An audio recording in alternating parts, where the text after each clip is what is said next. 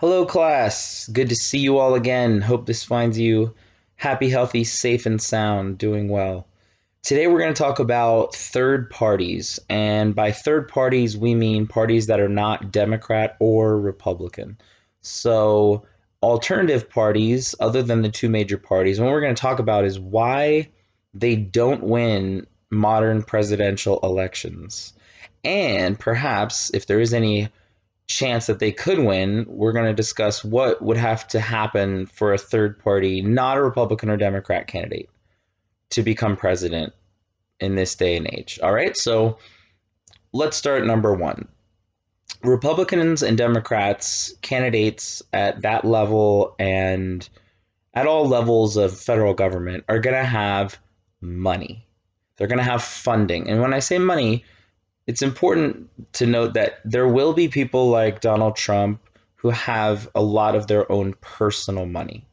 There will also be a lot of people who don't have a ton of personal wealth, but the party raises money for them because they see the importance of this candidate and the candidate's doing a good job taking the party's platform to Washington. And so there are two different types of money, right? Someone's personal money and then like campaign money that you could get from your party. So in that sense, and we're also going to talk about something called PACs, which are political action committees.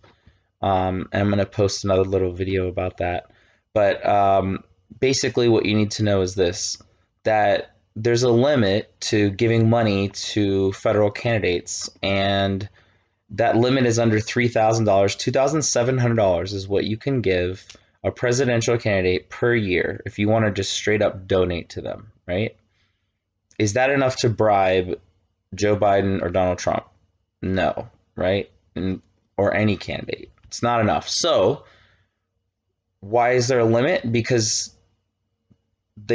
the idea is we don't want people to buy elections, to be able to directly donate, you know, $100 million to somebody, and then once that person wins, that person feels like they owe that rich person a favor now.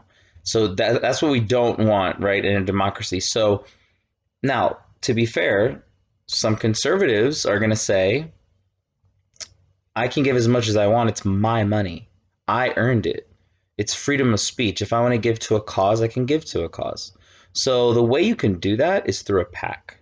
Okay. And a PAC is just simply this: a political action committee is filing paperwork to become basically a piggy bank for a cause that you believe in or a politician that you believe in. Okay. So a PAC is anyone can start one.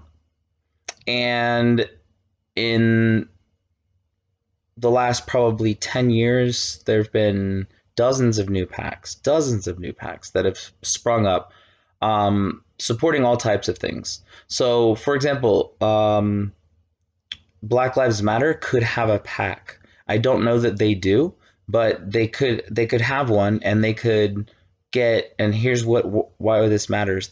They would be starting a piggy bank if there was a PAC open, right? And people are allowed to donate to that PAC. And if you're donating and you make it a super PAC, which is literally just a little bit of paperwork.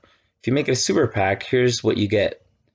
You get to legally receive unlimited donations into this PAC, into this piggy bank, unlimited. Now remember, if I donate straight to Trump or Biden, it's 2,700. That's it. But if I want to donate to a PAC, I can give a super PAC. I can actually do it through a corporation. So like Target, Walmart, they could give. Imagine how much money we're talking about. Just I can't even think about how much they could potentially give, and it's ridiculous amount in comparison to how much a person can give, right? So a super PAC, and how did this come about, Professor V? Where this super PAC, that's this piggy bank, that's raising money for a candidate or a campaign, usually Republicans and Democrats, because the third parties don't have enough money. What is this super PAC like? What are the rules?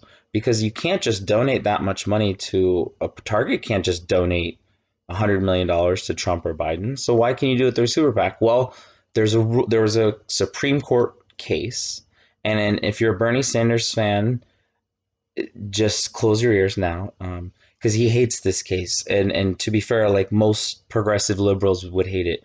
And the outcome of the case is called Citizens United. Citizens United was a couple years ago, and the case essentially said that for something like a super PAC, corporations, like people, was the ruling, have freedom of speech and can give unlimited amounts of money. So you and I can give unlimited amounts of money to a super PAC, but now so can a corporation. So what the concern was among Bernie Sanders or others was now this corporation is able to give, yeah, they're not giving it directly to the candidate, but they're giving it to this piggy bank, and someone and whoever's in charge of this piggy bank is making commercials all day long for that candidate. And so it's essentially just getting around the $2,700 rule. Does that make sense? So it's interesting that if you're more liberal, you'd probably be more likely to be against, or progressive, probably more likely to be against the idea of um, donating unlimited amounts of money. And if you're conservative, it's interesting because you would say, well, it's my freedom of speech. I should be able to give to the candidate or at least through the super PAC. So there's a disagreement, basically, what I'm saying, between Republicans and Democrats and conservatives and liberals in general over whether super PACs should even be able to exist the way they are. Bernie Sanders always would brag about, I don't have any PACs, I don't have any super PACs. That's a little misleading, and I'm not saying he's doing a misleading on purpose. It's misleading to the average person because they don't know that the candidate themselves can't open. I can't open a PAC for myself and then run. That's illegal, right? Someone has to open it for me. So if you're Obama or you're Trump or you're Biden and you're running, someone else opens the PAC for you. And here's the rule that you can write down for your notes: the super PAC is not, or the PAC is not allowed to coordinate with the campaign that they're. So say this super PAC was open for Black Lives Matter, and they want to support Biden in this election. Okay, they are not allowed to. No PAC is allowed to communicate and coordinate with the candidate that they're supporting. So the idea is why they have that law. The idea is that way all this money is hundreds of millions that could be in here from corporations and people isn't going to trip up politicians and corrupt them. Does that make sense? So we'll get more into super PACs, and I'll show you a video actually of that as well. So, but at least now you know the basics. People that are on the liberal side of things are going to say it's just dangerous to give that amount of money to politicians, and yeah, they're not allowed to coordinate or communicate, but just so you know, you can actually legally be business partners with somebody and have a PAC with them, and that's not considered coordination. So what are we saying is, I mean, it's a very thin legal line, right? Whatever side you take on that, the first thing you need to know about third parties is what? They don't have a lot of money like PACs and super PACs supporting their cause and their candidates. And now we have to ask this fundamental question: why? Why do Republicans and Democrats have so many, or supporting so many candidates? And the answer is because they have a chance to win. And I know this is really harsh, but third parties realistically right now have a 1 or 2% chance of winning the election.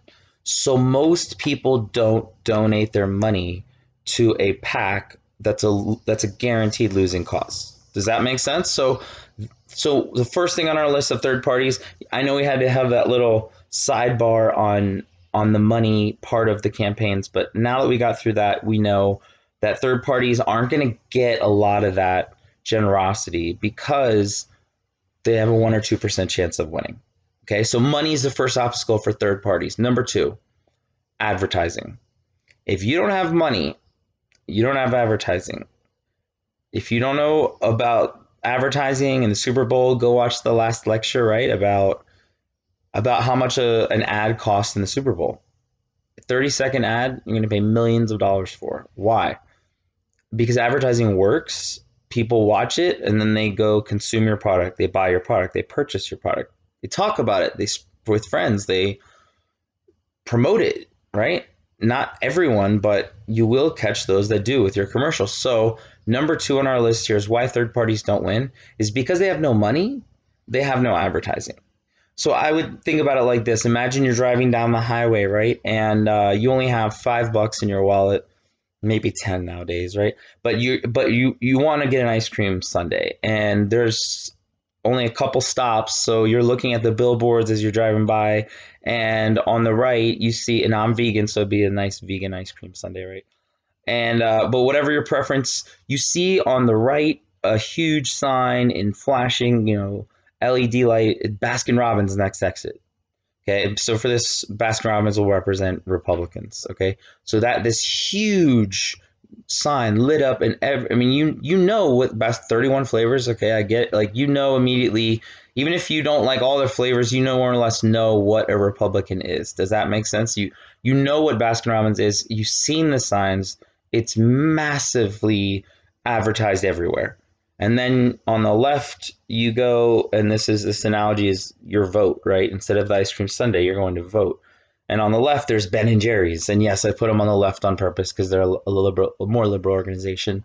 And so you see this huge sign of Ben and Jerry's, and it's exactly the same as this one, except it's for the Democrat side, and it's, all about Ben and Jerry's ice cream. You may not like all the flavors, you may not like all the policies, but when you see Baskin Robbins Republican, Ben and Jerry's Democrat, when you hear those words, you more or less understand what they're about. They have advertising everywhere.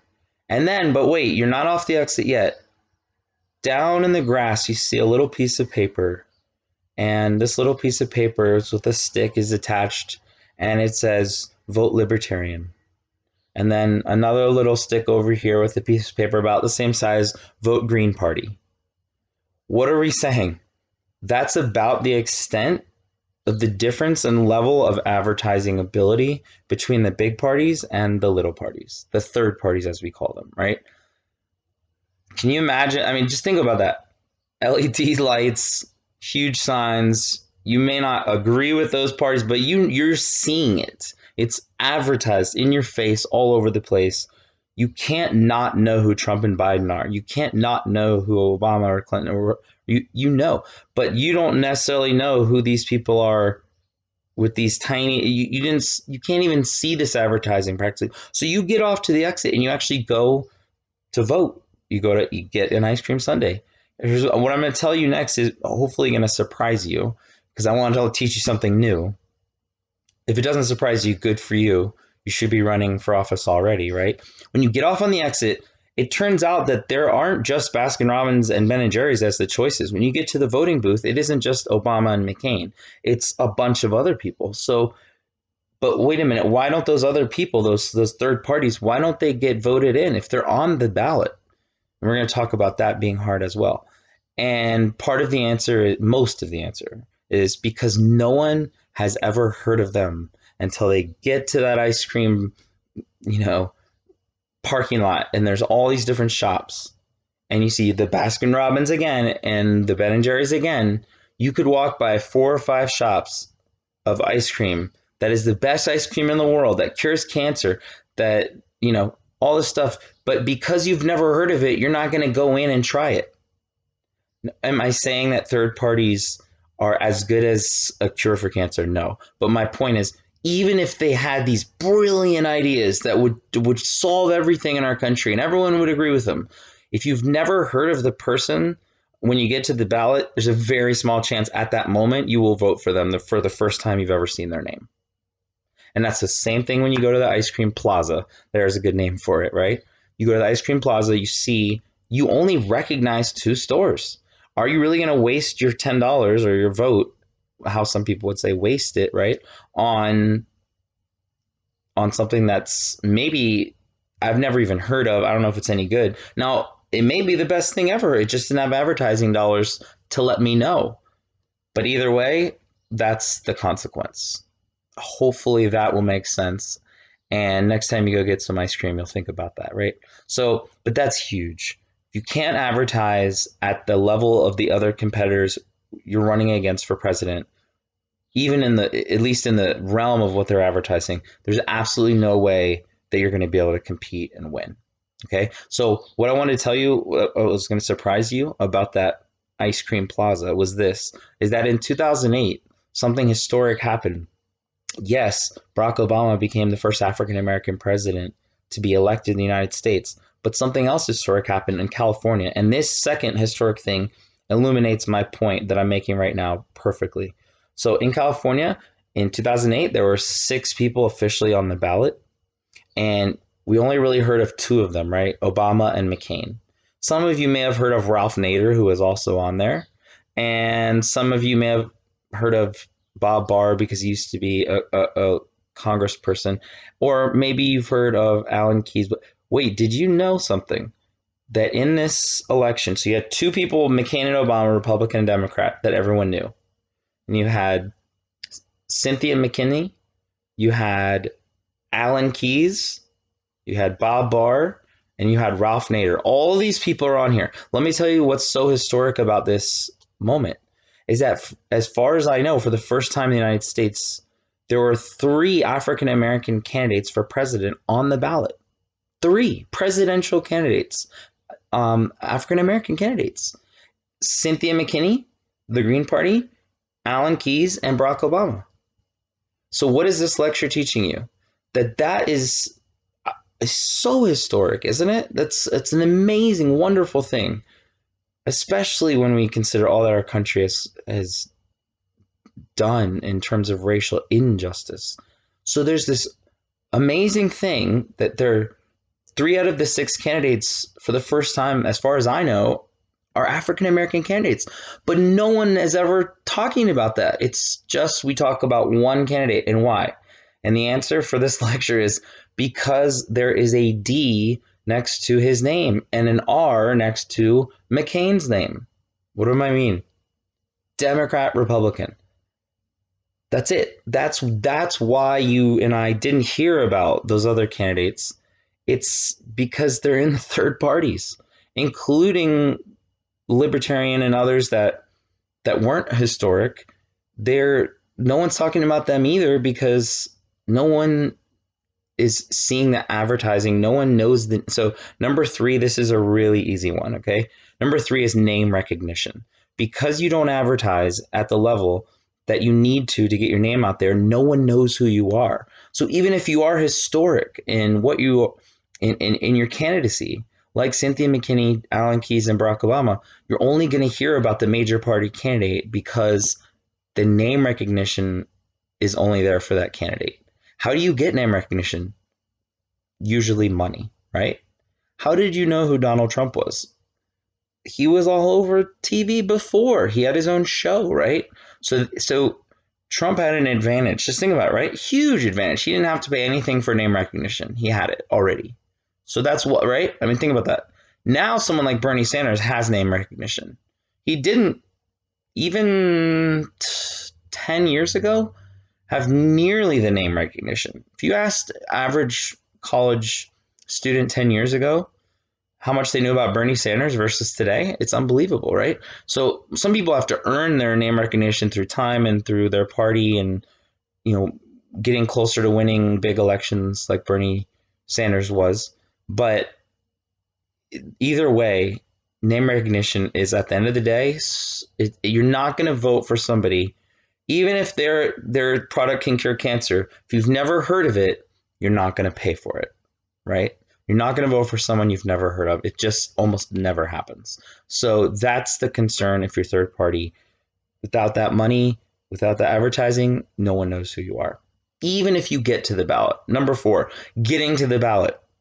Every state has different requirements, but here's one constant, consistent thing that you can essentially rely on is that the major parties don't want the third parties on the ballot in most cases. And so there will almost always be some type of lawsuit or litigation or even a threat of litigation towards the small parties who are trying to, usually how it works would be to collect signatures to get on the ballot. That's the easiest thing in the world for Democrats and Republicans. They can just call up the people on their phone base who did it last time, and then boom, they just push a button and enter everything and it's done. But if you're a Libertarian or Green Party, you're hiring someone to go outside in front of Target, in front of Walmart, wherever, and please we sign this petition to get this person on the ballot. And during this virus, it's going to be really tricky for those third parties to be able to collect those signatures because you can't be out doing that. And having pen transfer and being that close to somebody, according to the CDC guidelines. So third parties getting on the ballot is a challenge. By the time they get there, if they did have any money, it's almost all gone, right? Because the process of getting there is expensive. It's time consuming. You have to pay someone. No one is going to go out. Well, you might meet somebody, but there are not many people who will go out, and beg perfect strangers to sign their petition to get a candidate on the ballot for free. No, almost no one I've ever met would volunteer to do that to the level that they would need to get hundreds of thousands of signatures to get on the ballot. So I hope that makes sense. The ballot process for big parties it's so easy and automatic almost, but for little parties it's a struggle. And then why don't major parties want the third parties to be on the ballot? Because I said that a minute ago, and I'm going to give you a couple examples of why. Okay, Hillary Clinton has said that she thinks that the Green Party candidate from 2016, Dr. Jill Stein, she has said is one of the main reasons she lost. In other words, if you're a fairly liberal person and Hillary Clinton's not liberal enough for you, right? But Dr. Jill Stein over here is liberal enough for you, is progressive enough for you. If she were to drop out of the race, as Hillary Clinton would have wished, if you were going to vote for that person, who's the next closest person? Well, it's Hillary Clinton in terms of ideology, in terms of what they believe. So the goal is get this person to drop out, and then the next closest person is me, right? So, of course, Dr. Jill Stein didn't drop out. She got about 3% of the vote or so. And it was, you might say, well, that's nothing. It is everything. Remember, we learned about the margin of error and states being super close, 10,000 votes in Michigan.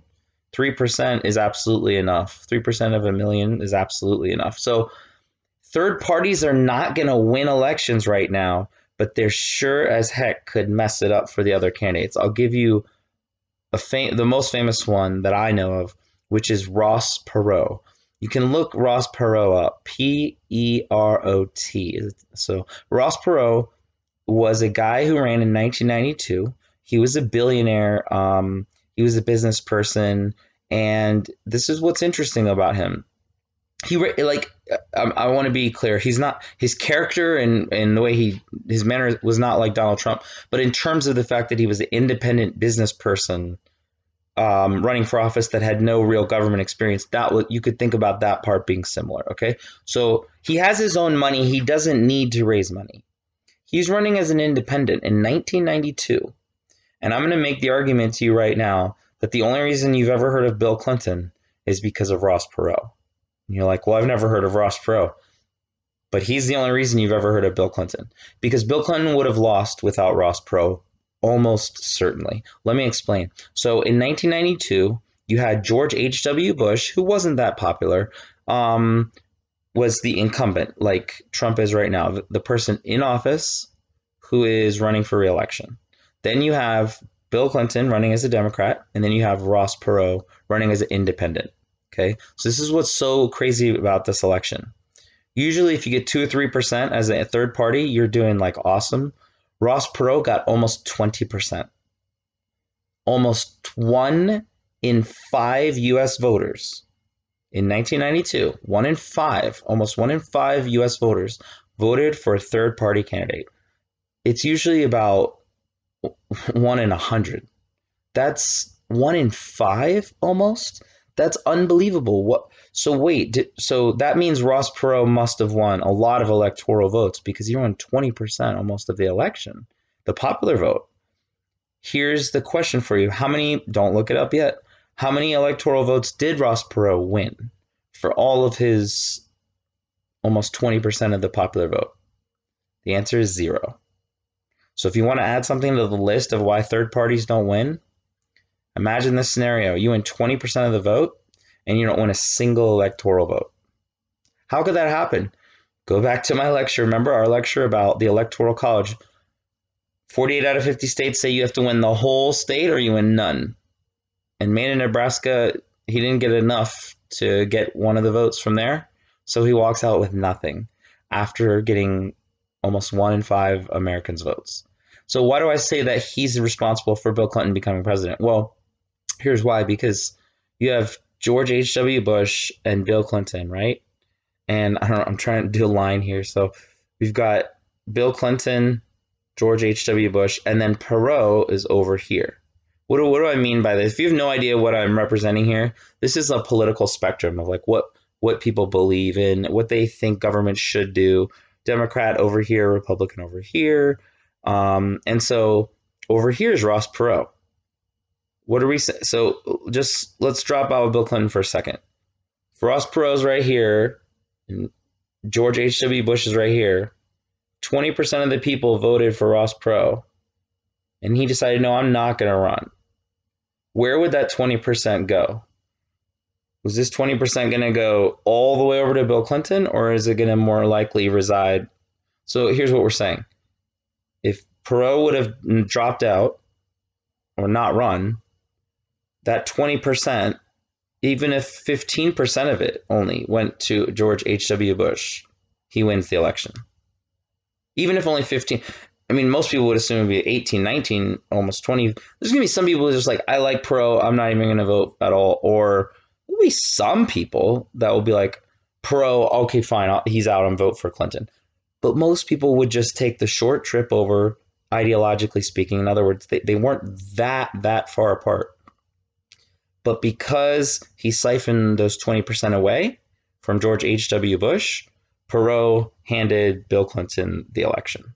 And so Bill Clinton actually won the 1992 presidential election with less than 50% of the popular vote. It's about 45%, which means that, just think about this staggering statistic, that less than 25%, less than 1 in 4 Americans that were eligible voters actually voted for Bill Clinton, and he still became president.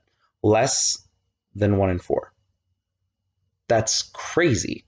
Less than 1 in 4 eligible voters voted for Bill Clinton in 1992, but he won. And the reason goes back to the Electoral College. Great paper topic, I promise you, it really would be. Okay, so Professor V, this is all really depressing. Third parties don't win. I get it. Where's the light at the end of the tunnel? I'm so glad you asked me. Here it is. What could change and make third parties have a chance? Number one, they're not allowed in the debates. And that could change, and that would make every bit of difference. Okay, so what debates? Every 4 years, there are 3 presidential debates and 1 vice presidential debate. Those 3 debates are about the only thing that Americans actually really sit down and watch in politics every 4 years.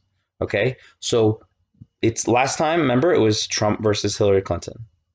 Time before that, now I have to think back, Romney and Obama. Before that, McCain and Obama, right? So there are always been debates. They're always memorable, more memorable now than ever, I think. But since Ross Perot, 1992, there haven't been any third parties in the debates. It's just been one against another. Republican against a Democrat, Republican, Democrat. So if you didn't remember that or weren't alive or whatever during the 92 election, you would have no memory of three people ever being in a debate. It's always just 2 people.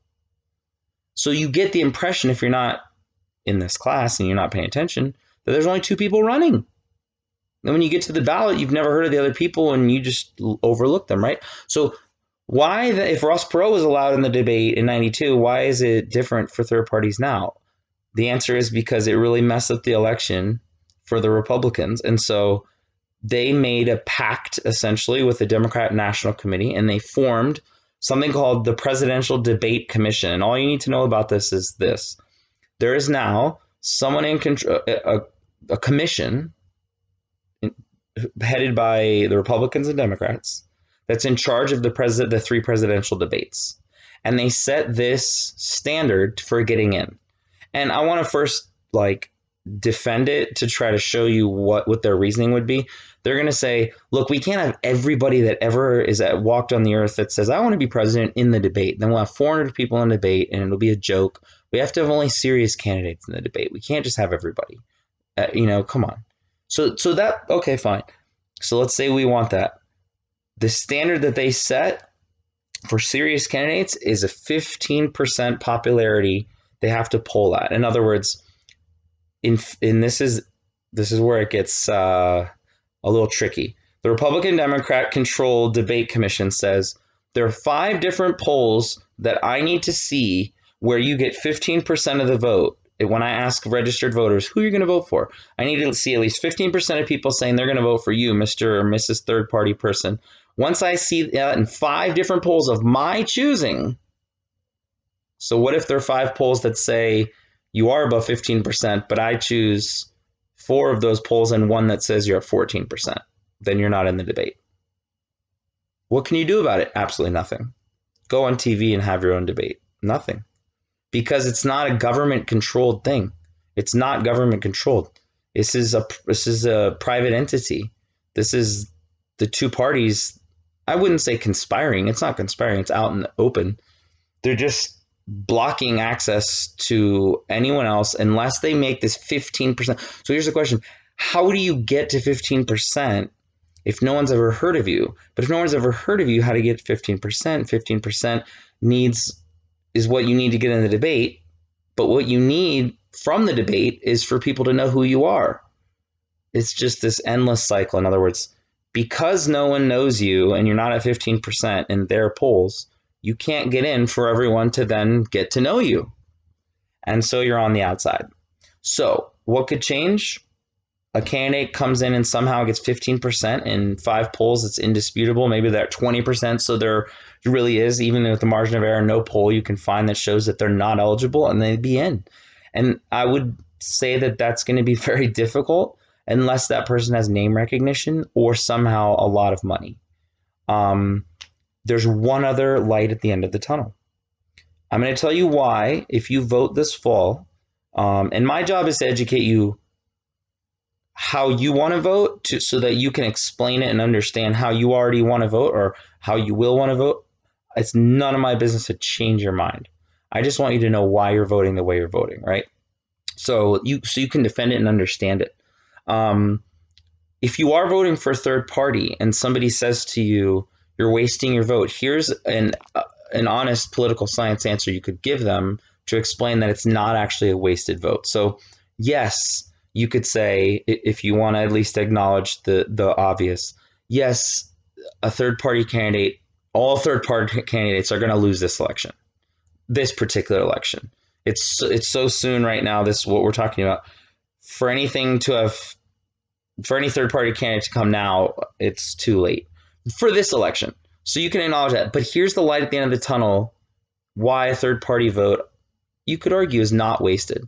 Because remember we talked about that PAC money. Well, there's this other money, and there's money that you can donate if you do your taxes. It used to be $2, now it's $3. And you're essentially, you're not even donating. You're just telling the government that you're giving permission for them to give $3 to the presidential election fund. And this is a general election fund. Stay with me. This is you and I, every single year when you do your taxes, you have this choice, $3, $3. Do you want to? And people do sometimes put money in there. So, and what is this? This is another piggy bank. But this piggy bank's different. This piggy bank is the government's, and they're why? So why, when I'm getting money back from my taxes, would I want to give the government money to open a piggy bank for politicians? Why would I ever want to do that? Here's why. Because the people that get that money, here's the point of why they even have this. The point of why they have this pool of money is to say, what we hope for is that, and now I don't think I've picked on Obama yet this semester, or McCain, so I'm going to pick on Obama first here. So Obama and McCain, they were both saying, we're going to use this general election fund, the $3 donations that people give. We're going to split this fund so that it's may the best man win, not may the richest man win. Does that make sense? So the ethics of it was, first of all, to be fair, they both agreed on the ethics of splitting this public money. So why would you donate $3? Because it's going to the potential cause of fairness. But here's the catch: this money, this government money that people have donated to the government essentially to have, so that candidates could split it in half and make it fair. Here's the catch: if you use this money, this government public money that we're talking about, that's donated $3 every year by people, if you use this money, you are not allowed to also have your own campaign money that you use. It's either the government or your own. You can't use both. You're not allowed to. You'll go to federal prison, perhaps. So no one's going to do that. No one's stupid enough to do that. So McCain and Obama promised in 2008 they were both going to use this money. Why? Because it was evenly split. So you get half and I get half, and it's like, may the best person win. But to be fair, 5 seconds later, somebody started a site for Obama, and all of a sudden, boom, boom, boom, they're raising money, and the pool of money here is looking a lot smaller than the pool of money Obama's raising in his personal campaign. And so he makes the argument that, well, I still agree with the principle of splitting.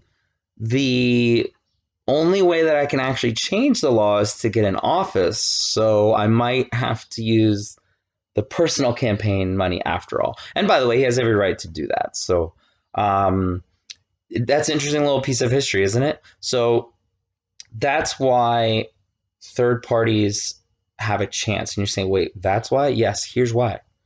Because no one uses this money anymore. The big party candidates, I would predict, are never going to use it again. Why? It's not as much money as they can raise on their own. Obama can raise so much money on his own. Trump can raise so much money on his own, that limiting themselves to this 50-50 smaller pool of money it's not wise in terms of wanting to win. So my guess is that no Republican or Democrat will ever use it again. So who can use it? It's just going to sit there. It's just going to grow. Yes. The only stipulation, and this is why you should tell people that your vote for third party, if you vote third party, is not wasted.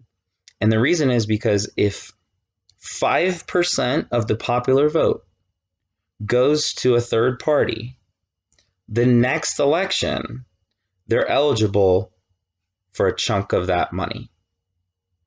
That's huge. That is huge. And I would guess that most people have absolutely no idea that's the case. So let me explain it one more time again, briefly.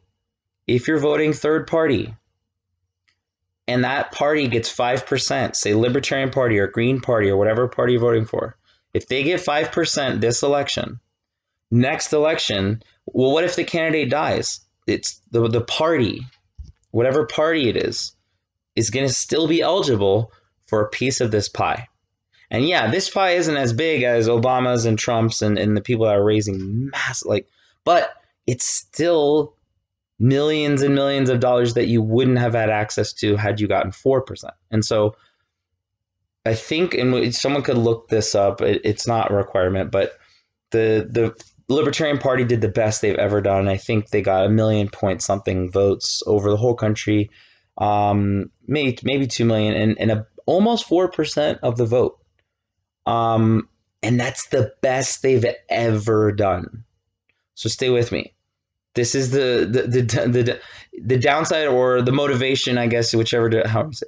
If you're depressed and you're like, man, third parties can't win.